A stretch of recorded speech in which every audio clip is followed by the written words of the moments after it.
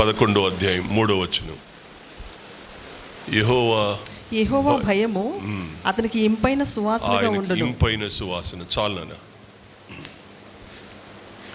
ఆయనకు ఇంపైన సువాసన.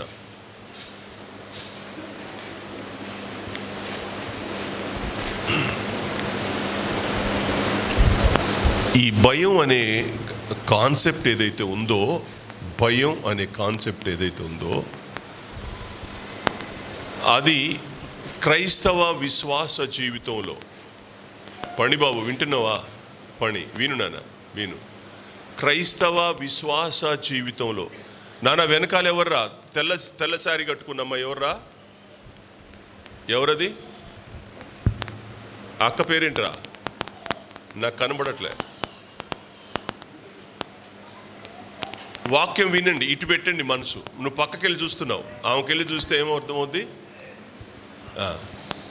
అసలు మీరు వెనకాల ఎందుకు కూర్చుంటున్నారు నాన్న? పిల్లల తల్లులు తప్ప ఎవ్వరు వెనకాల కూర్చోవద్దు.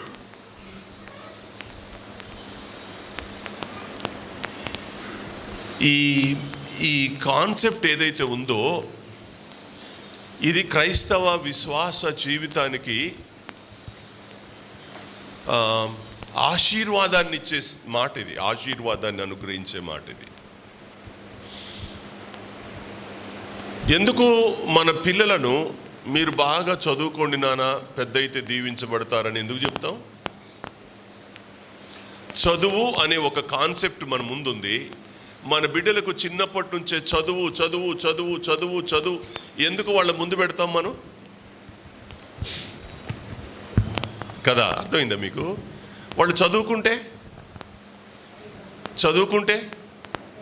బాగుపడతారని, ఏదో ఉద్యోగం చేసుకుంటారని, వాళ్ళ కాళ్ళ మీద వాళ్ళు నిలబడతారని, చదువు వాళ్ళకు విజ్ఞానం ఇస్తుందని, చదువు వల్ల వాళ్ళు అనేకమైన విషయాలు నేర్చుకుంటారని.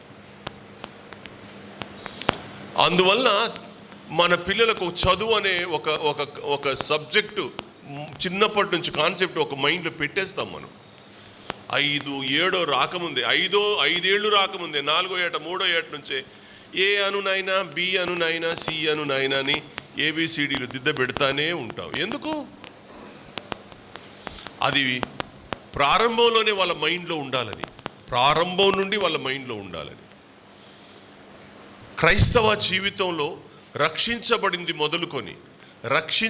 మొదలుకొని చనిపోయేంత వరకు, పుట్టి నూతన జన్మ అనుభవం వచ్చి చనిపోయేంత వరకు దేవుని భయం అనేది మన పిల్లలకు ABCDలు నేర్పిన లాంటిదే. అది ఎంత ఆశపడతామో ఇది అంతకంటే మించిన కాన్సెప్ట్ మన మైండ్లో ఉండాలి. దేవుని భయం అనే దాన్ని ఈ రోజున ప్రతి క్రైస్తవ విశ్వాసి అవలంబించాల్సినటువంటి అవసరత ఉంది అని చెప్తా ఉన్నాను. ఇందులో దేవుని భయంలో 3 నియమాలు ఉన్నాయి. దేవుని భయంలో 3 నియమాలు ఉన్నాయి. మొదటి నియమం ఏంటి అనంటే వ్యక్తిగతమైన నియమం. దేవుని భయంలో వ్యక్తిగతమైన నియమం అనేది ఒకటి ఉంది. వ్యక్తిగతంగా నీవు దేవుని భయం చేత ఆ నియమం ప్రకారం నువ్వు పరిగెట్టాల. వ్యక్తిగతమైన భయం నీకు లేకపోతే, ఒక మోటు సామెత ఉంది, ఇప్పుడు నేను అనకూడదు ఆ మాట, కానీ అది మనం వాడే పదం కాదు అది. కనుక కలిసిపోవద్దు. క్రైస్తవుడు ఎప్పుడు మొట్టమొదట అతడు వ్యక్తిగతమైన జీవితం, తనకంటూ ఒక వ్యక్తిగతమైన జీవితం ఉంది క్రైస్తవుడికి.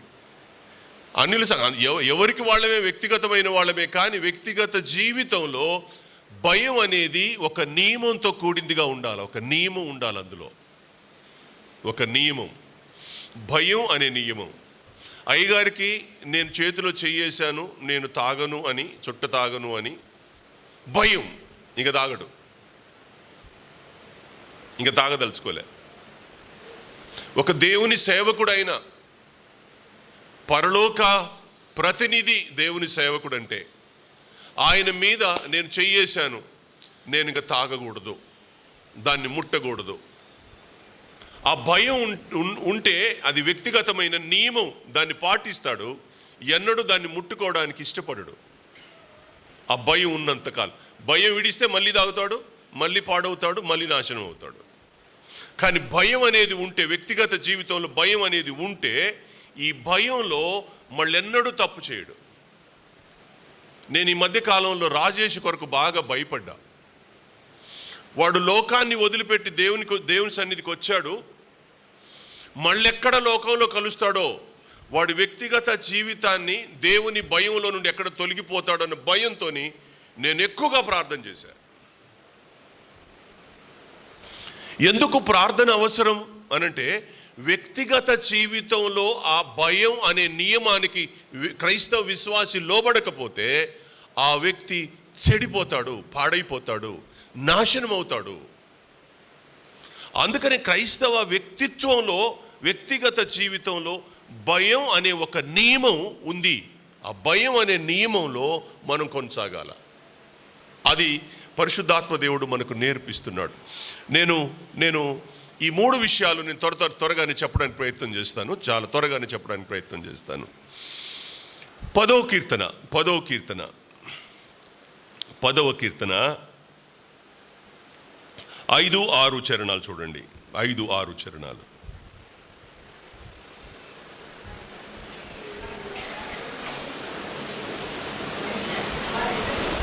10వ కీర్తన 5-6 చరణాలు నేను చదవనా?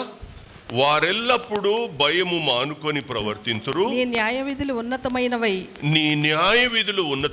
వారి దృష్టికి అందకుండును. వారు తమ శత్రువులందరినీ చూచి తిరస్కరింతురు. మేము కదల్చబడము తరతరముల వరకు ఆపద చూడము అని తమ హృదయంలో అనుకొందురు. వారు తమ హృదయంలో అనుకొందురు. ఈ మాటను మీరు మనసులో తెచ్చుకోండి. వీళ్ళు ఏమనుకుంటారంట, వీళ్ళ ప్రవర్తన నియమావళి ఎలా ఉంటుందో దావీదు 10వ కీర్తనలో రాస్తూ ఆయన అంటాడు, ఇలా అన్నాడు. ఆయన ఏమన్నాడు అంటే, వారెల్లప్పుడూ భయము మానుకొని ప్రవర్తింతురు. భయం మానుకొని ప్రవర్తించే తీరు వీళ్ళది. వీళ్ళకు భయం ఉండదు, భయం మానేసుకుంటారు. భయం అంటే ఏంటో వాళ్ళకి తెలియదుగా. భయం మానుకొని ప్రవర్తించే తీరు వీళ్ళది. నియమంలో లేరు. భయం అనే నియమంలో వాళ్ళ వ్యక్తిత్వాన్ని కట్టుకోవడంలా, కాపాడుకోవడంలా భయం అనే దాన్ని విడిచిపెట్టారు. భయము మానుకొని అనే పదం ఉంది అక్కడ. ఎవరు భయం మానుకుంటారు? భయం మానుకునే వాళ్ళు ఎవరు? ఆయన రాస్తాడు చూడండి. ఎవరు భయం మానుకుంటారో రాస్తాడు ఇక్కడ. ఎవరంటే, వారెల్లప్పుడూ భయం మానుకొని ప్రవర్తింతురు. నీ న్యాయ విధులు ఉన్నతమైనవై వారి దృష్టికి అందకుండును. దేవుని న్యాయ విధిని వాళ్ళ దృష్టికి అందదు. దేవుడు న్యాయ విధి వాళ్ళ దృష్టికి అందదు. అంటే అర్థం ఏంటంటే దేవుడు న్యాయవంతుడు అనగానే అర్థం ఏంటి? తీర్పు తీరుస్తాడని. జడ్జి ఏం చేస్తాడు? జడ్జి గారు చేసే పని ఏంటి? తీర్పు తీర్చడం. ఆయన న్యాయవంతుడు అన్నప్పుడు దేవుడు తీర్పు తీరుస్తాడు అనే ఆలోచన మనకు మైండ్లోకి రావాలా. కానీ వీళ్ళు ఏమనుకుంటారు అనంటే, భయం మానుకునే వాళ్ళు ఏమనుకుంటారు అన్నట్టు, ప్రవర్తించే వాళ్ళు ఏమనుకుంటారంటే, ఉన్నతమైనవై నీ దృష్టికి, వాళ్ళ దృష్టికి అందవు. దాని వైపు అలా చూడరు. ఏమైంది? ఎంత కేర్లెస్ అంటే, వాళ్ళు ఎంత కేర్లెస్గా ఉంటారనంటే, ఏమైంది?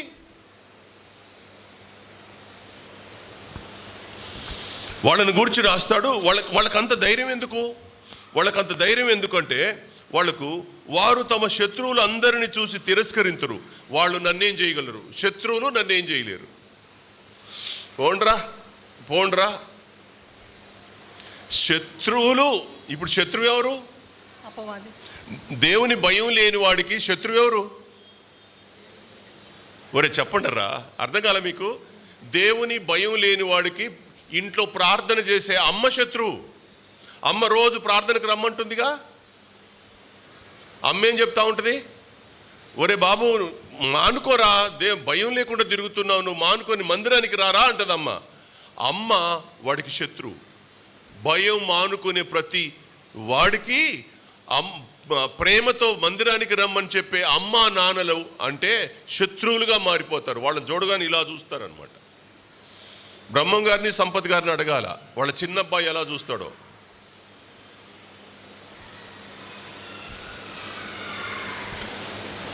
కాళ్ళేళ్ళు పట్టుకుంటారు, పాపం బతిలు ఆడతారు, రెండయ్యా రెండయ్యా రెండయ్యా మందిరానికి రెండయ్య అంటే శత్రువులు వాళ్ళకి. ఇట్లా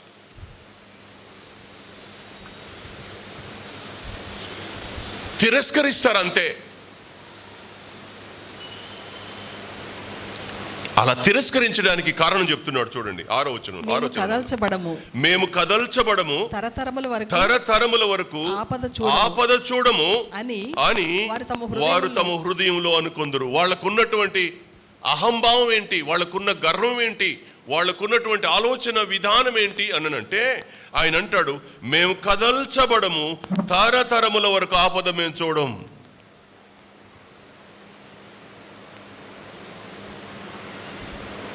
నీకు చెప్పొచ్చుద్దా ఆపద?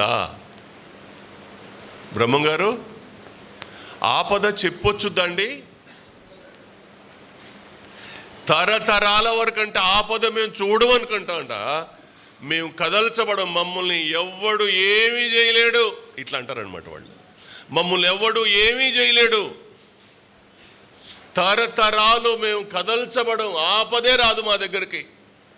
మా కొంట్లో రక్తం ఉరుకులు పెడుతుంది, మాకు డబ్బు ఉంది, ఒంట్లో రక్తం ఉంది, మాకు వెనకాల మినిస్టర్ ఉన్నాడు, మా వెనకాల ఎవడో ఉన్నాడు, 10 మంది గ్యాంగ్ ఉంది,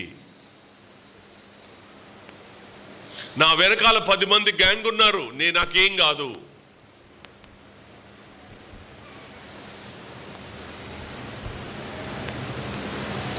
జరుగుద్దా అండి? నిజంగా చెప్పండి, నిజంగా చెప్తారా? జరుగుద్ది? మీరే చెప్పాలా? అందుకనే వ్యక్తిగత జీవితంలో క్రైస్తవుడికి భయం అనే దాన్ని ఒక నియమంగా పెట్టుకోవాలి. భయాన్ని నియమం చేసుకోవాలి. నియమం అంటే రోజు నీకు నియమం ఉంది. పొద్దున్నే లేవగానే ప్రార్థన చేసుకుంటావు, మంచం మీద నుంచి లేవగానే. ఉందా ఈ అలవాటు మీకు? పొద్దున్నే లేవగానే మంచం మీద ప్రార్థన చేసుకుంటారా? లేస్తారు, ప్రార్థన చేసుకుంటారు. చదువుకున్న పిల్లలైతే బైబిల్ చదువుకుంటారు, ఆ తర్వాత ఇంట్లో నుంచి బయటకు వస్తారు, బ్రష్ చేసుకుంటారు, స్నానం చేసుకుంటారు, బట్టలు వేసుకుంటారు, స్కూల్కి వెళ్ళిపోతారు. ఓ నియమం, అది నియమం, క్రమం ఉంది. అందరి జీవితాలలో ఒక నియమాన్ని పాటిస్తూ ఉంటాం మనం ప్రతిరోజు. మన అలవాట్లు అవి. ఆ అలవాట్లలో ఒక నియమం ఉంది. పొద్దున్నే లేవగానే ప్రార్థన చేసుకోవాలా, బైబిల్ చదువుకోవాలా, బ్రష్ చేసుకోవాలా, టంగ్ క్లీన్ చేసుకోవాలా, స్నానం చేసుకోవాలా, నీట్గా ఉండాలా, ఆ తర్వాత పనిపాట్లోకి వెళ్ళాలా, ఇంత టిఫిన్ చేసుకోవాలా, తినాలా, పనిలోకి వెళ్ళిపోవాలా, మళ్ళీ రావాలా, రాత్రికి మళ్ళీ ఒక నియమం పెట్టుకున్నారు. ఆ నియమం ప్రకారం వెళ్తూ ఉంటారు. ఈ నియమం కూడా అంతే. క్రైస్తవ వ్యక్తిగత జీవితంలో భయం అనేది ఒక నియమంగా పెట్టుకోవాలి. ఈ భయం అనే నియమం నీకుంటే ఇప్పుడు ఏం చేస్తావంటే పొద్దున్నే కొంచెం ఆలస్యం లేస్తావు, రాత్రి మరి మొబైల్ చూసుకుంటూ పడుకుంటావుగా. మొబైల్ చూసుకొని ఆ సినిమా షికారో ఏదో చూసుకుంటూ పడుకుంటావు. నువ్వు రాత్రి పడుకునేసరికి రాత్రి 12 అవ్వచ్చు, 1 గంట కూడా అవ్వచ్చు, చెప్పలేవు, 2 కూడా అవ్వచ్చు కదా. కొద్దిమందికి 3 కూడా అవ్వచ్చు. ఎన్ని గంటకు లేస్తాడు అయ్యగారు? ఎన్ని గంటకు లెగుస్తాడు చెప్పాలి మీరే. ఏముంది? భయం ఉందా? నియమం ఉందా? పద్ధతి ఉందా? నేను అడగను, ఒక మాట చెప్పనా? మందిరానికి వచ్చిన ఉదయం కాలం ఆదివారం నాడు మందిరానికి వచ్చినప్పుడు కూడా మొబైల్ చూసుకుంటూనే వస్తున్నాడు వాడు. ఆడు పెళ్ళం అయిపోయింది, అది మొబైల్ వాడికి పెళ్ళం అయిపోయింది. వాడికి అది చూడండి బతకలేడు వాడు. ఎంత ఎడిక్ట్ అయిపోయామంటే అంత ఎడిక్ట్ అయిపోయాం. నియమం ఉందా? దేవుని అయ్యో నేను దేవుని మందిరానికి వెళ్తున్నాను, ఈ ఫోన్తో నాకేం పని, ఆడు పడేసి ప్రార్థన చేసుకొని స్నానం చేసుకొని ఫ్రెష్గా తయారైపోయి బైబిల్ పట్టుకొని బైబిల్ చదువుకొని మందిరానికి వస్తాడంటే రాడు. ఉట్టి కూర్చుంటాడు, మొబైల్ చూసుకుంటూనే కూర్చుంటాడు.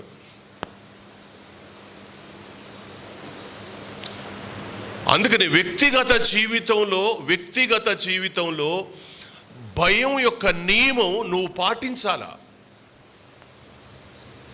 ఆ భయం నీకున్నంత కాలం దేవునికి ఇంపైన సువాసనగా మారుద్ది. నీ జీవితం మారుద్ది. నీ జీవితం దేవునికి ఇంపైన సువాసనగా మారుద్ది. సమరయ స్త్రీని మీ ముందుంచనా? సమరయ స్త్రీకి భయం ఉందా? సమరయ స్త్రీకి భయం ఉందా? తన వ్యక్తిగత జీవితాన్ని నియమించుకుందా? ఓ నియమం ప్రకారం జీవితాన్ని కొనసాగిస్తుందా? మీరే చెప్పాలా. ఎన్ని గంటలకు బావి దగ్గరికి వచ్చింది? 6వ వచనం చూడండి. 6వ వచనం చూడండి. 4వ అధ్యాయం 6వ వచనం. యోహాను సువార్త 4వ అధ్యాయం. అక్కడ యాకోబు బావి ఉండెను గనుక యేసు ప్రయాణం వల్ల అలసి ఉన్న రీతిని ఆ బావి యొద్ద కూర్చుండెను. అప్పటికి ఇంచుమించు 12 గంటలయ్యెను. ఎన్ని గంటలు? 12 గంటలప్పుడు. మీరు ఆదికాండం 24వ అధ్యాయం 16వ వచనం చూడండి. మీరు ఆదికాండం 24వ అధ్యాయం 16వ వచనం చూడండి. ఆ చిన్నది మిక్కిలి చక్కనిది, ఆమె కన్యక, ఏ పురుషుడును ఆమెను కూడలేదు. ఆమె ఆ బావిలోనికి దిగిపోయి కడవను నీళ్లతో నింపుకుని ఎక్కిరాగా. ఆడ టైం చెప్పాడు కదరా. పై వచనం కింది పై వచనం. సాయంకాలమున స్త్రీలు నీళ్లు చేదుకొని వెళ్ళని ఒక మాట ఉంటుంది చూడరా. లేదా?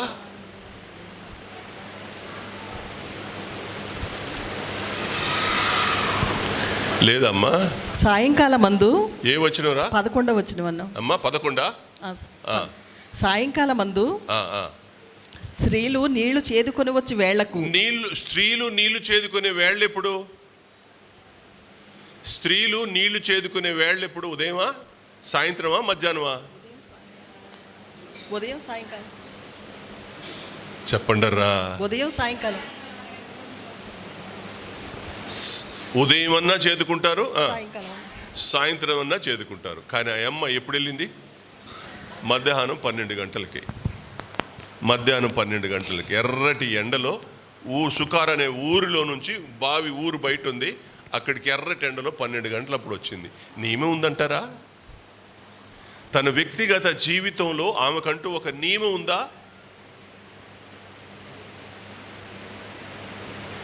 మనం చేసే ప్రవర్తన, మనం ప్రవర్తించే తీరు. ఆమె ఇలాగే నేను అన్నడు కదల్చబడను, ఆపద నాకు రాదని అనుకుందేమో. ఆమె కూడా నాకేం భయం లేదని అనుకుందో ఏమో. యేసుప్రభు వచ్చాడు 12 గంటలకి, దాహమై ఆడ కూర్చున్నాడు. మరి ముందే వచ్చి ఆమె ఆడ కూర్చుందో, లేకపోతే యేసుప్రభు వచ్చి తెల్లని గుడ్డలు వేసుకుని ఆడ కూర్చుంటే చూసి ఊరు నుంచి బయటకు వచ్చిందో మనకు తెలియదు. అది కరెక్ట్గా టైం ఏం మెన్షన్ చేయలే ఇక్కడ. ఆ టైం పెద్దగా మెన్షన్ చేయలేదు. కానీ మొత్తానికైతే ఆమె 12 గంటల వేళ వచ్చింది. నేను అనుకుంటున్నాను యేసుప్రభు వారు బావి దగ్గర ఒంటరిగా కూర్చున్నాడు. అది ఏమాత్రం కనిపెట్టింది. మధ్యాహ్నం బయలుదేరి వచ్చింది.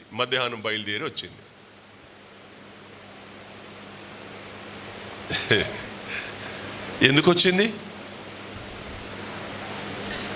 ప్రభు నీళ్ళు అడిగాడు. ఆమంది, యూదుడు అయిన నీవు, సమరయుడైన నాకు నన్ను నీళ్ళెందుకు అడుగుతున్నావు అంది. రెండో మాట అంది, ఈ బావి లోతైంది అంది. ఈ బావి చాలా లోతైంది అని అన్నది.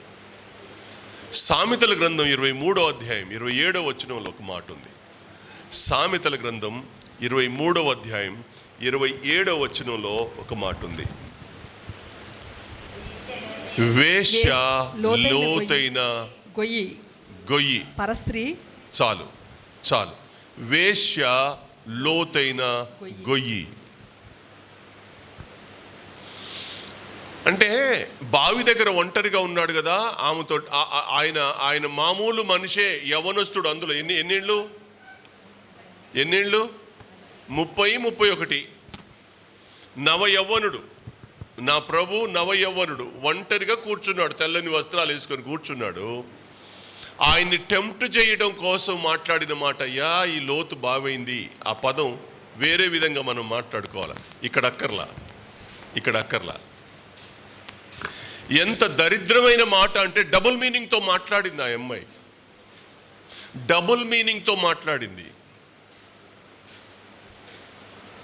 వేశ్య గనుక ఈ వేశ్య లోతైన గొయ్యి. ఆ వేశ్య భాషలో మాట్లాడింది ఆమె.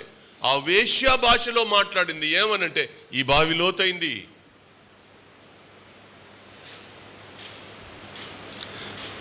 ఏమి లేదు అనంటే, వ్యక్తిగత జీవితంలో భయంని నియంత్రించుకోవడం చేతకాట్లేదు ఆ అమ్మాయికి. భయం విడిచింది, భయం మానుకొని బ్రతుకుతుంది. భయం మానుకొని బ్రతికేటువంటి యవనస్తురాలు ఆమె. నీ పెనిమిట్ని తీసుకొని రానంటే నాకు పెనిమిట్ లేడంది. అవును నిజమే, నువ్వు అన్నమాట వాస్తవం, నీకు 5 ఉన్నారన్నాడు దేవుడు. 5 వ్యక్తులతో జీవితాన్ని గడిపిన ఆమె ఇప్పుడు 6వ వాడితో ఉంది. 6వ వ్యక్తితో బ్రతుకుతున్న ఆమె జీవితం ఒక్కసారి ఆలోచన చేయండి. ఆమె వ్యక్తిగత జీవితంలో భయం అనే ఒక నియమం ఏమన్నా పాటిస్తుందా?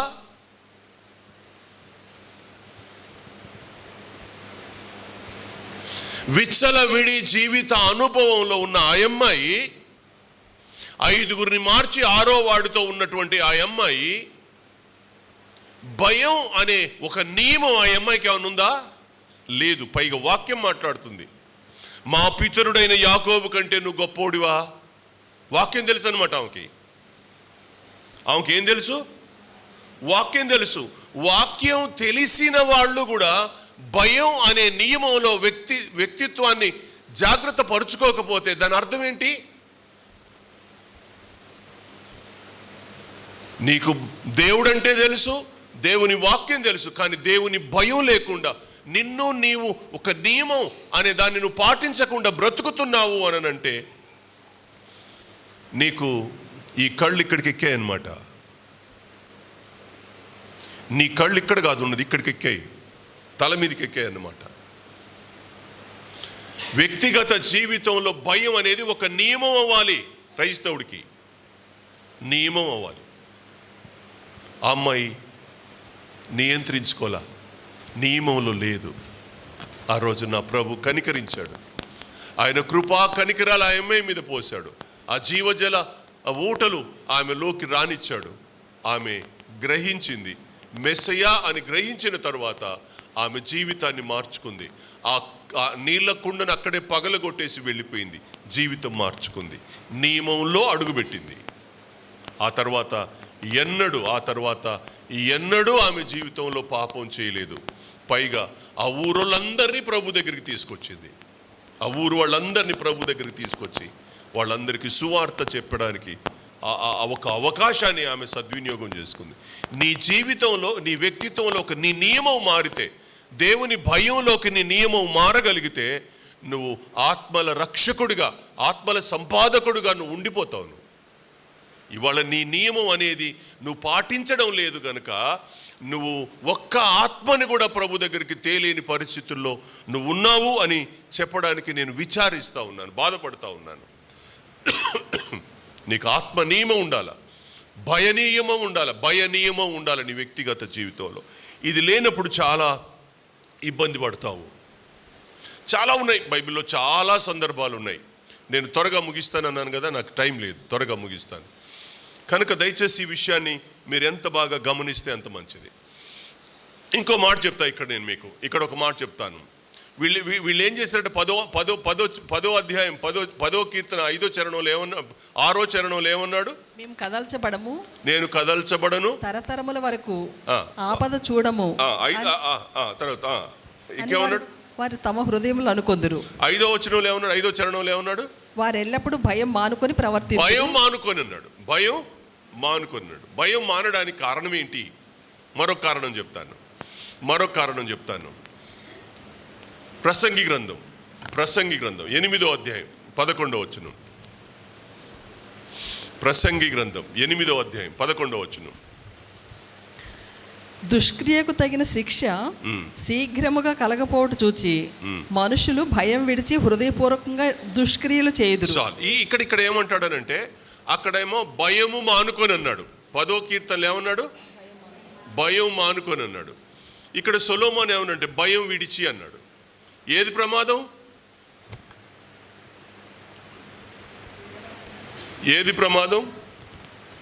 భయం విడిచిపెట్టడం ప్రమాదమా, భయం మానుకోవడం ప్రమాదమా? అర్థం కావట్లే మీకు జ్యోతి? భయం మానుకోవడం ప్రమాదమా, భయం విడిచిపెట్టడం ప్రమాదమా? ఏరా మాధురి, విడిచిపెట్టడం ప్రమాదమా, మానడం ప్రమాదమా? ఏమా కదా? మానుకున్నోడు మళ్ళీ ఏదో ఒక రోజు మళ్ళీ దారిలో పడతాడు, మళ్ళీ అర్థం చేసుకొని మళ్ళీ వస్తాడు. కానీ విడిచిపెట్టేవాడు, వాడు ఎందుకు విడిచిపెట్టాడు? భయం విడిచిపెట్టడానికి కారణం ఏంటంటే శిక్ష శీఘ్రంగా రాకపోవడం చూసి అట. వాడు దానికి కారణం చెప్తున్నాడు. ఇప్పుడు శిక్ష శీఘ్రంగా రాకపోవడం చూసి భయం విడిచిపోయాడట వాడు. ఇక్కడ వాక్యం ఏం చెప్తుంది అని అంటే, శిక్ష శీఘ్రంగా రావడంలే. నిజమే, ఓ మాట చెప్పనా మీకు నేను, శీఘ్రంగా శిక్ష రానంత మాత్రాన భయం విడిచిపెడతావా? శిక్ష రాదు అన్నాడా, శిక్ష శీఘ్రంగా రాదన్నాడా? మొత్తానికి ఏమొస్తుంది? శిక్ష వస్తుంది. శీఘ్రంగా రాకపోయినా రేపు శిక్ష అనేది వస్తుంది నీ మీదికి. భయం విడిచిన వ్యక్తి జీవితంలో శిక్ష రాక మానదు. అది శీఘ్రంగా రాకపోవచ్చు, కానీ శిక్ష తప్పకుండా వస్తుంది, ఖచ్చితంగా వస్తుంది, ఖండితంగా వస్తుంది. శిక్ష నీ మీద పడుద్ది. ఎవరి భయాన్ని నువ్వు విడిచి తిరుగుతున్నావు? దేవుని భయాన్ని విడిచి తిరిగే నీ మీదికి శిక్ష రాకుండా ఉంటుందా? శీఘ్రంగా రాకపోవచ్చు, కానీ శిక్ష వస్తుంది. ప్రతి క్రైస్తవుడు గుర్తుపెట్టుకోవాల్సిన అవసరం ఉంది. ఈ భయ నియమంలో, వ్యక్తిగత జీవితంలో నీ భయ నియమం అనేది నువ్వు విడిచిపెడతావో మానుకుంటావో, నువ్వు మానుకోవడానికి కారణం ఉంది, నువ్వు విడిచిపెట్టడానికి కారణం ఉంది. నువ్వు విడుస్తున్నావా మానుతున్నావా, నువ్వేమైనా చెయ్యి, కానీ నీకు శిక్ష ఒకటి ఉందని మాత్రం గుర్తుపెట్టుకో. వ్యక్తిగత జీవితంలో దేవుడు శిక్షిస్తాడు. ఎందుకు శిక్షిస్తాడు? క్రైస్తవుడు అవుతే నిన్నెందుకు శిక్షిస్తాడు? తండ్రి తన కుమారుని శిక్షించు రీతిగా ఆయన దండన నీ మీద పడుద్ది. నువ్వు లోబడితే దండించి మళ్ళీ సరి చేస్తాడు. నువ్వు లోబడకపోతే ఆ శిక్ష భయంకరం. ఎవరు ఆశించవద్దు, తలంచవద్దు, ఊహించనువద్దు. అది భయంకరంగా ఉంటుంది. ఆ శిక్ష, దేవుడు వేసే శిక్ష భయంకరంగా ఉంటుంది.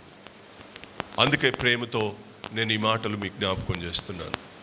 భయం అనేది నీ వ్యక్తిగత నియమం అవ్వాలి.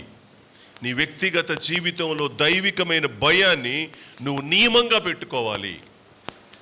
ఎలా దేవునికి భయపడాలి, ఎప్పుడు భయపడాలి, ఏ విధంగా భయపడాలి. భయపడడంలో దేవుడు సువాసనగా ఆజ్ఞానిస్తాడు.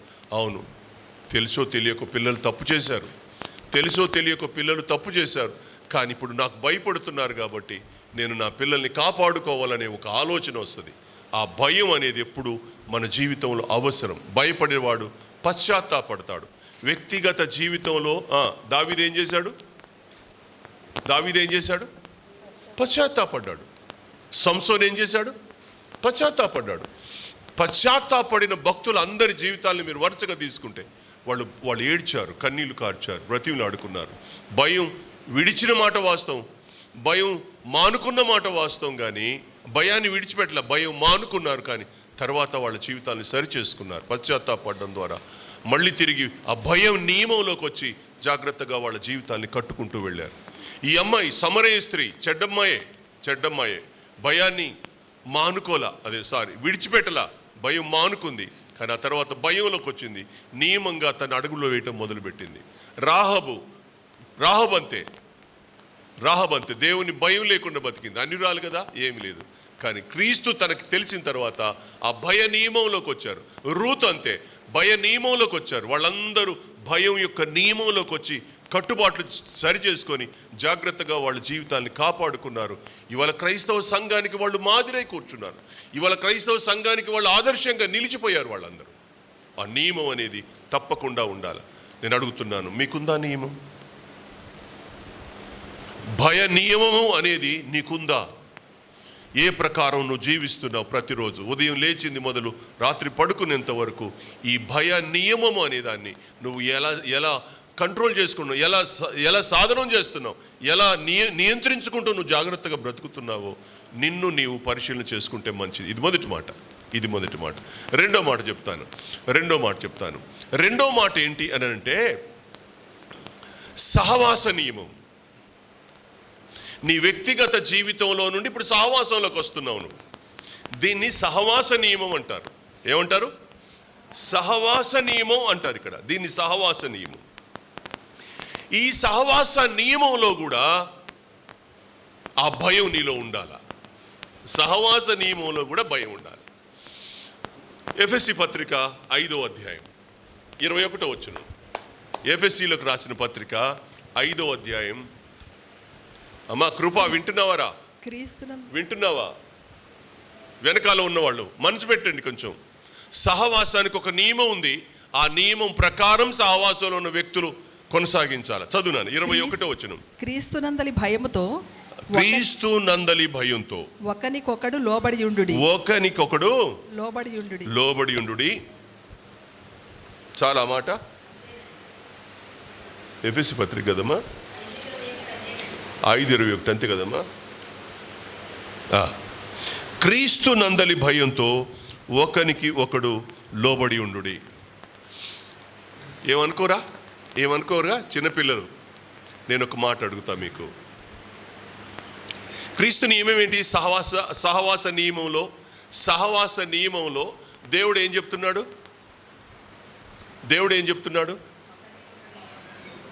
ఎలిసి ఒకరికొకడు అన్నాడా? ఒకరికొకడు లోబడి ఉండుడి అన్నాడా? భయపడి అన్నాడా? లోబడమన్నాడా? లోబడటం అంటే ఏంటి?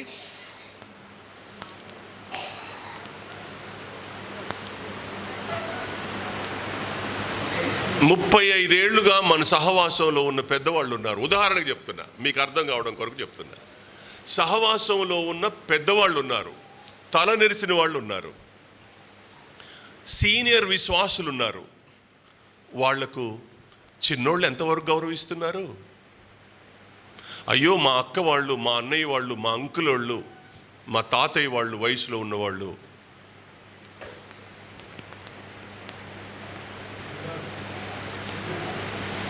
ప్రైజ్ ద లార్డ్ కూడా చెప్పడం రాదు. కరెంటు పోయింది. ప్రైజ్ ద లార్డ్ చెప్పడం కూడా రాదండి. ఒక పెద్ద సహవాసంలో ఒకరికొకరు లోబడి ఉండండి. ఇది నియమం, సహవాస నియమం. ఇది సహవాసంలోకి వస్తావు, కానీ వందనాలని చెప్పడానికి కూడా నీ చేతులు రావు. అక్క బాగున్నావా? అన్నయ్య బాగున్నారా? పెద్దోళ్ళు అయిపోయారు, మీ ఆరోగ్యం ఎలా ఉంది? బాగున్నారా? అన్నయ్య మీకోసం మేము ప్రార్థన చేస్తున్నాం. ఎంత ఆదరణ!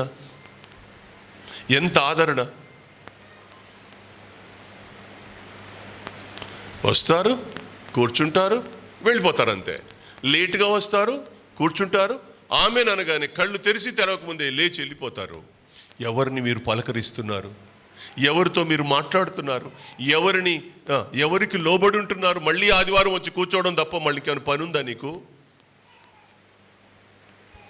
ఒకరికి ఒకరు లోబడి ఉండండి అనే మాటకు అర్థం ఏంటి? కలిసి ఉండమనేగా? ఏమీ లేదు. సహవాసానికి ఈ నియమం అనేది ఎంత గొప్పది. పెద్దలు, మన సంఘ పెద్దలు, వాళ్ళు ఎప్పటి నుంచో దీని కొరకు ప్రార్థన చేశారు, దీని కొరకు నడుం కట్టుకున్నారు, దీని కొరకు ఏమేమో కష్టాలు పడ్డ వాళ్ళని మనం ఎంత గౌరవించాలా?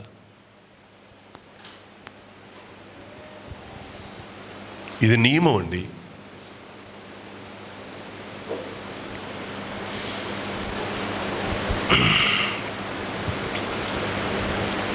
లోబడకపోతే ఏమనాలి?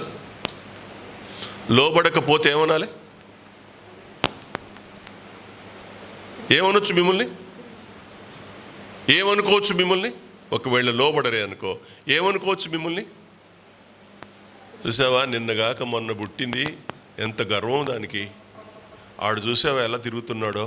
ఆడికి ఏమన్నా ఉందా? పెద్దోళ్ళు ఇలా మిమ్మల్ని గురించి అనుకుంటే మీకేమన్నా గౌరవం? అది పెద్దవాళ్ళు మిమ్మల్ని గూర్చి ఇలా అనుకుంటే మీకేమన్నా గౌరవమా? ఏం చిన్నడా? ఏమనుకోవాలి పెద్దవాళ్ళు మిమ్మల్ని చూసి? నిన్నగాక మొన్న పుట్టిన పిల్లలు మీరు. పెద్దవాళ్ళని ఎలా రెస్పెక్ట్ చేయాలో, మీరు నేర్చుకోవాలా. ఇది సహవాస నియమం. ఎన్ని చెప్పమంటే అని చెప్తా, నేను ఎన్ని చెప్పమంటే చెప్తా. 2 కొరింథీ పత్రికలో పౌలు రాశాడు చూడండి, 7వ అధ్యాయం 1వ వచనం. కొరింథీలకు రాసిన 2వ పత్రిక 7వ అధ్యాయం 1వ వచనం. ప్రియులారా, మనకు ఈ వాగ్దానములు ఉన్నవి గనుక దేవుని భయముతో పరిశుద్ధతను సంపూర్తి చేసుకొనుచు శరీరమునకును ఆత్మకును కలిగిన సమస్త కల్మషము నుండి మనలను పవిత్రులుగా చేసుకొందము. ఇది సంఘ నియమం, సహవాస నియమం. ఈ సహవాస నియమంలో నువ్వెలా ప్రవర్తించాలో చెప్తున్నాడు. సహవాస నియమంలో నువ్వెలా ప్రవర్తించాలో చెప్తా ఉన్నాడు. ఏమని అనంటే, దేవుని భయంతో పరిశుద్ధతను సంపూర్తి చేసుకొనుచు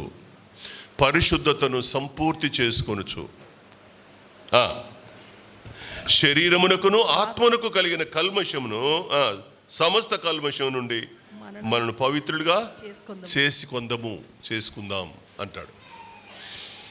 నీ శరీరానికి మాలిన్యమే, నీ ఆత్మకు మాలిన్యమే. నీ శరీరానికి మాలిన్యమే, నీ ఆత్మకు మాలిన్యమే. ఆ కల్మషం అంతా అలా అంటుకొనే ఉంది. ఈ కల్మషంలోంచి నిన్ను పవిత్రులుగా చేయడానికి నిన్ను నువ్వు సంపూర్ణుడిగా చేసుకోవాలి. సహవాస నియమంలో నిన్ను నీవు కాపాడుకోవాలి అనంటే, నిన్ను నువ్వు భద్రం చేసుకోవాలి అనంటే, శరీరానికి పట్టిన కల్మషం, ఆత్మకు పట్టిన కల్మషాన్ని నువ్వు కడుక్కోవాలి అనంటే, పరిశుద్ధపరచబడాలి అనంటే నియమంలోకి వచ్చి కూర్చో. ఇది సహవాస నియమం.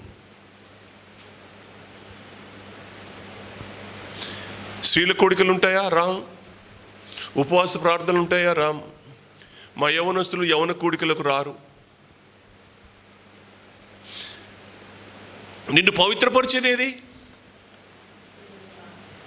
ఆయన వాక్యం కదా. వాక్య సహవాసానికి నువ్వు రాకుండా, వాక్యం దగ్గరికి నువ్వు రాకుండా, నీ మనసుకు నీ ఆత్మకు పట్టిన కల్మషాన్ని నువ్వు ఎలా కడుక్కోగలవు? వాక్యం అనే ఉదక స్నానం చేత కదా నిన్ను నువ్వు శుభ్రం చేసుకోవాలి. యేసయ్య రక్తంతో కడిగి శుద్ధి చేసి నిన్ను నీతిమంతురాలుగా చేశాడు. అది మొదటిసారి అయిపోయింది. అది నువ్వు నీతిమంతుడు అయిపోయావు. కానీ ఏ రోజుకు ఆ రోజు శరీరానికి మాలిన్యం, ఆత్మకు మాలిన్యం అంటుతూనే ఉంది. దాన్ని ఎలా కడుక్కోవాలి? దాని కొరకు దేవుడు నియమించిన నియమం ఏంటి? వాక్యం అనే ఉదకం. వాక్య ఉదకంలో నిన్ను నువ్వు కడుక్కోవాలి. శుక్రవారం ప్రార్థనకు రమ్మంటే రారు, మంగళవారం ప్రార్థనకు రమ్మంటే రారు, ఆదివారం ప్రార్థన ఖాళీగా ఇళ్లలో కూర్చుంటారు. కానీ మందిరానికి వచ్చి వాక్యం అనే ఉదకం చేత కల్మషాన్ని కడుక్కుందామనే ఆలోచన ఉండదు. ఇప్పుడు కల్మషం ఏమవుద్ది అనంటే, నీ శరీరానికి ఉన్న కల్మషం స్నానం చేస్తే పోద్ది అని నువ్వు అనుకుంటావు. మరి ఆత్మకు పట్టిన కల్మషం సంగతి ఏంటి?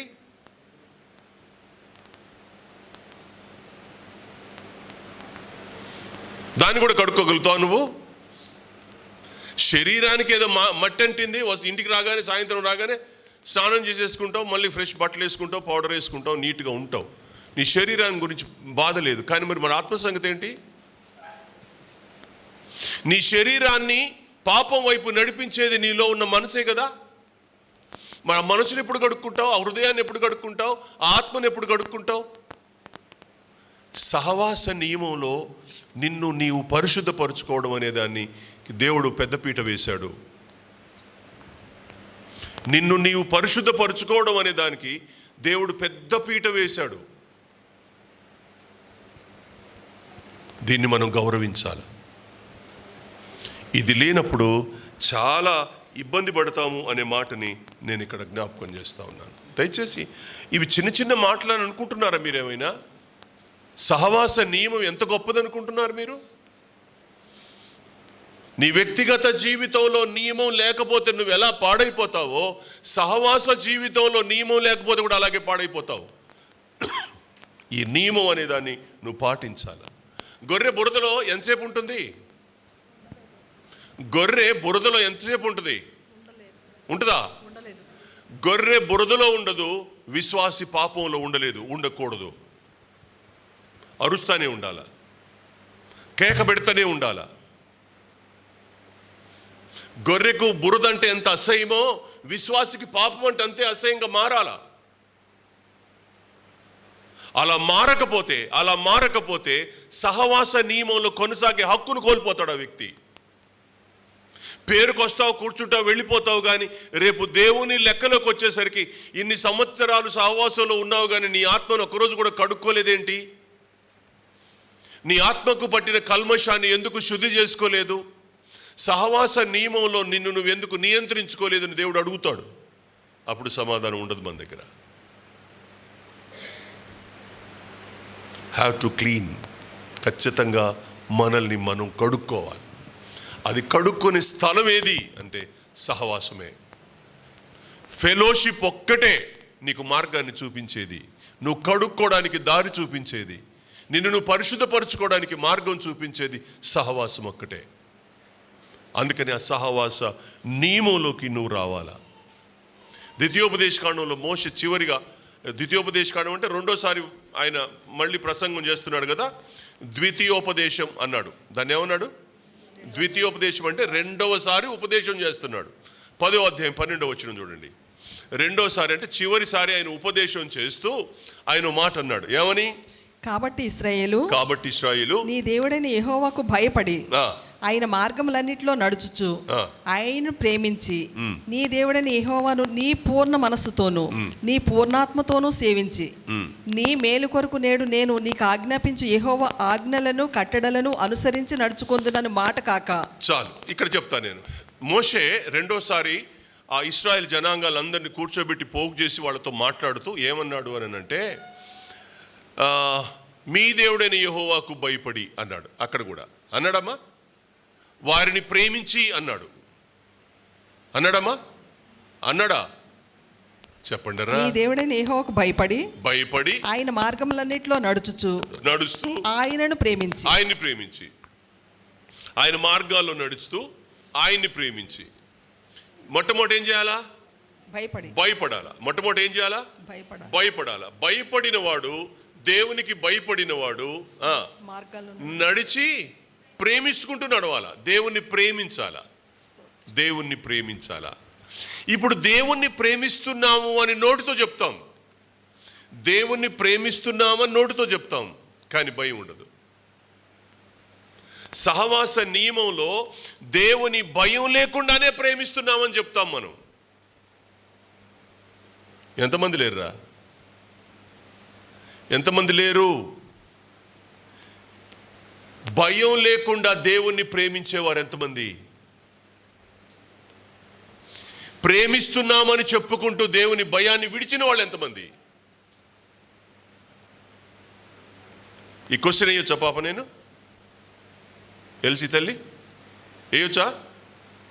జవాబు ఎవరు చెప్పాలి? మరి జవాబు ఎవరు చెప్పాలా? ఎవరు సహవాస నియమంలోకి వస్తున్నారో వాళ్ళు ఖచ్చితంగా జవాబు చెప్పాలా. దేవుణ్ణి ప్రేమించట్లేదని ప్రేమిస్తానే ఉన్నాం. అన్నయ్య దేవుడంటే మాకు ఇష్టం, అన్నయ్య దేవుడంటే ఇష్టమే, కానీ భయం ఏది? భయం ఉంటే సహవాస నియమం ఏది? ప్రతి ఆదివారం ఆరాధన ఏది? ఎందుకు ఎగ్గొడతాం? ఎందుకు బలలో చేయి వేసేటప్పుడు నియమం? ఆయన రక్త మాంసాలు భుజించేటప్పుడు ఒక నియమం. ఎందుకు ఆ నియమాన్ని పాడు చేస్తున్నావు?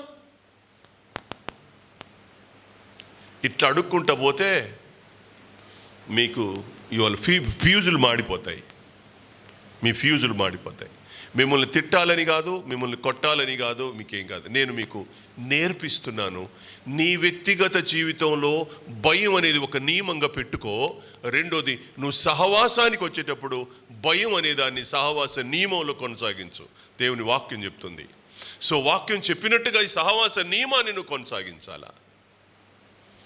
ఇది బైబిల్ టీచింగ్ చేయాలని నేనంటే దీని మీద ఒక 4 రోజులు ప్రసంగం చేయాలి. నేను మీకు ఈ టీచింగ్ చేయాలి అని అనుకుంటే నేను 4 రోజులు కూర్చోబెట్టి నేను మీకు బోధించిన కూడా తరగని సబ్జెక్ట్ ఇది.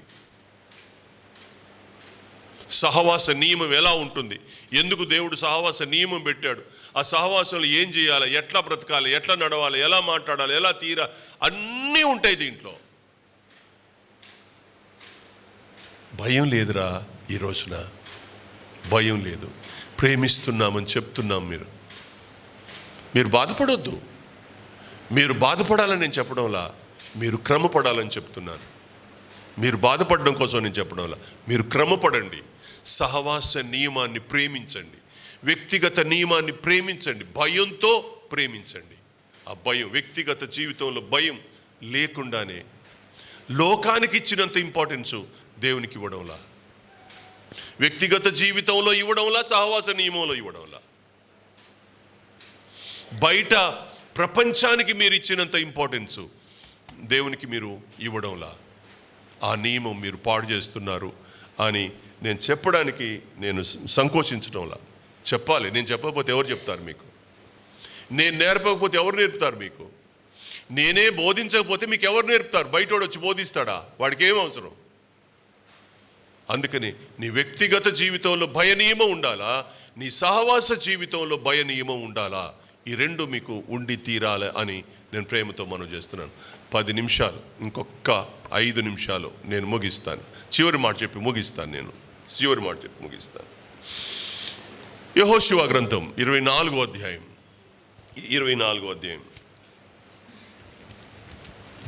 14వ వచనం. కాబట్టి మీరు యెహోవా యందు భయభక్తులు గలవారై ఆయనను నిష్కపటముగాను సత్యముగాను సేవించుచు మీ పితరులు నది అద్దరిని ఐగుప్తులోను సేవించిన దేవతలను తొలగద్రోసి. ఇక్కడ కూడా భయం అన్నాడా? ఎరా యెహోవా యందు భయభక్తులు గలవారై అన్నాడా? ఈడ కూడా భయభక్తులు అన్నాడా? ప్రతి చోట భయం అనే పదాన్ని మనకు వస్తూనే ఉంది. ప్రతి వచనంలో భయం, దేవుని భయం అని వస్తూనే ఉంది. ఇది ఈ మాట కుటుంబ నియమం. నీ కుటుంబ నియమంలో దేవుని భయం ఉండాలా. మొదట ఎక్కడుండాలా? నీ వ్యక్తిగత జీవితంలో భయ నియమాన్ని నువ్వు కొనసాగించాలా. 2 సహవాస జీవితంలో భయ నియమం ఉండాలా. 3 కుటుంబంలో కూడా భయ నియమం ఉండాలా. ఆడు 9 గంటలకు 10 గంటలకు లేస్తే పడుకోనీలే అమ్మ అంటావా నువ్వు? ఆడు 10 గంటలకు లేచి అర్ధరాత్రి 12 గంటల వరకు తిరిగి వచ్చి 10 గంటలకు పడుకుంటే పడుకోనీలే అమ్మ పిల్లోడు అలిసిపోయాడు అంటావా?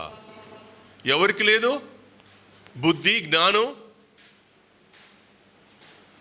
బుద్ధి జ్ఞానం ఎవరికి లేదు చెప్పండి ఇప్పుడు? తల్లిదండ్రులకా పిల్లలకా? కుటుంబ నియమం అనేది నీకు సరిగ్గా ఉంటే నీ పిల్లలు 9 గంటలకెల్లా 8 గంటలకెల్లా పని చూసుకుని వచ్చి కూర్చొని తిని కుటుంబ ప్రార్థన అయిపోగానే పడుకోవాలా? నీ ఇంట్లో కుటుంబ ప్రార్థనే లేదు.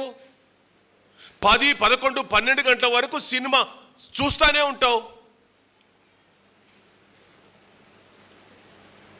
కుటుంబ నియమంలో ప్రార్థన లేదు. భార్య భర్త పిల్లలు కలిసి ప్రార్థన చేసుకున్న అనుభవం లేదు నీ కుటుంబంలో. కుటుంబ నియమంలో నువ్వు ఇంకేమి పరిశుద్ధతను కొనసాగిస్తావు?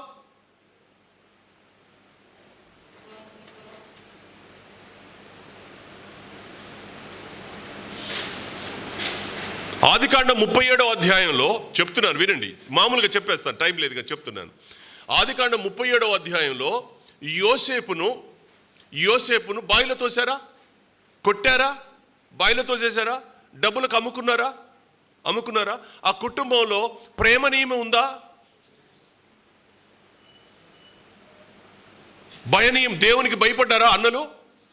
వాళ్ళు చెడుతనం చేస్తున్నారు అని నాన్నకు చెప్పింది తప్పైపోయింది. వాళ్ళ అన్నలు చేసే తప్పును వాళ్ళ నాన్నకు వచ్చి చెప్పాడు తెలిసి తెలియకుండా యోసేపు. దాన్ని పగబెట్టుకున్నారు. కుటుంబంలో అన్నకు తమ్ముడు అంటే పడదు, తమ్ముడు అన్నకంటే పడదు. ఏ నియమంలో ఉన్నారు నీ కుటుంబం? నీ కుటుంబం ఏ నియమంలో ఉంది?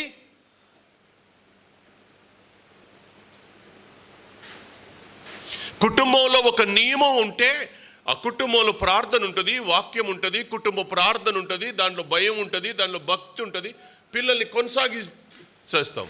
రాత్రి ఎన్ని గంటలైనా సినిమా చూసుకుంటూ గుడ్లు ఇంతలావు చేసుకొని కళ్ళు ఎర్రబడ్డదాకా చూసుకొని పడుకుంటావు, కానీ ప్రార్థన ఉండదు నీ జీవితంలో.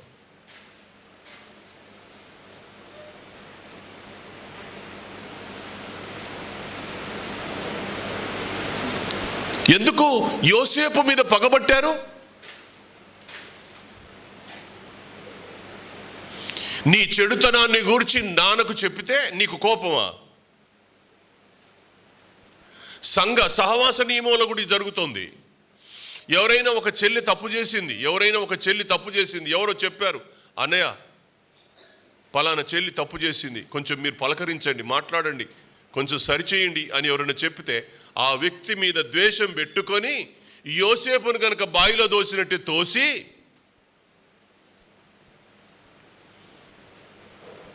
చిత్రవద చేస్తారు వాళ్ళని. సహవాస నియమములు కూడా అలాగే ఉన్నాయి. కుటుంబ నియమం కూడా అంతే. అన్నదమ్ముల మధ్య ఎందుకు ఈ ద్వేషం, ఈ కపటం? ఆయన అన్నాడు అక్కడ, నిష్కపటమైన ప్రేమతో, నీ పూర్ణ హృదయంతో, నిష్కపటమైన ప్రేమ, కపటం లేని ప్రేమతో నీ కుటుంబంలో ఒకరిని ఒకరు అర్థం చేసుకోవాలా. కపటం లేకుండా అన్నదమ్ములు, అక్కా చెల్లెళ్ళు, అమ్మా నాన్న, పిల్లలు, పెద్దవాళ్ళు అందరూ కపటం లేకుండా ఇంట్లో ఉన్నది అది కుటుంబ నియమం. దేవుని భయ నియమం కుటుంబంలో అలా ఉండాలా. దేవుడు అది కోరుకున్నాడు. నీ కుటుంబ నియమంలో నీకు భయం ఎక్కడుంది? అత్తగారంటే కోడలకు పడదు, కోడలంటే అత్తగారికి పడదు. నీ భయం ఏది?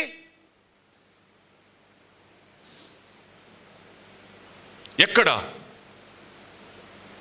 కుటుంబానికి భయ నియమం ఉంది కదా, బైబిల్ చెప్తుంది కదా. 38వ అధ్యాయం, ఆదికాండం 38వ అధ్యాయానికి వస్తే యూదా ముసలోడైపోయాడు, యూదా ముసలివాడయ్యాడు. తామారు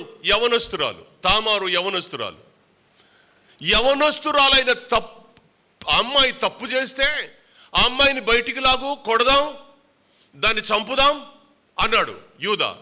కానీ తప్పు చేసిందే యూదా. ముసలోడు తప్పు చేయొచ్చంట, పడుచుపిల్ల తప్పు చేయకూడదంట. ఏ నియమం? దేవునికి భయపడ్డా. ఆ తర్వాత వాడే అంటాడు తామారిని, నువ్వు నీతిమంతురాలు అమ్మాయి, నేను తప్పుడోని.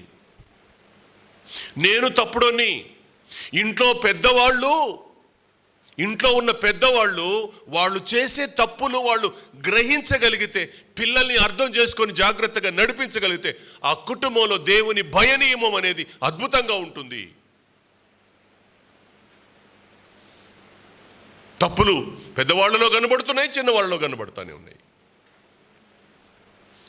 సో కుటుంబ నియమంలో భయం అనేది ఒకటి ఉండి తీరాలా.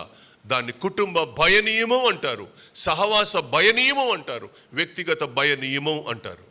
ఇలా చెప్పుకుంటూ పోతే అనేకమైన సంగతులు. ఆలోచించండి. నీ ఇంట్లో, నీ వ్యక్తిగత జీవితంలో, నీ సహవాస జీవితంలో భయం ఉందా?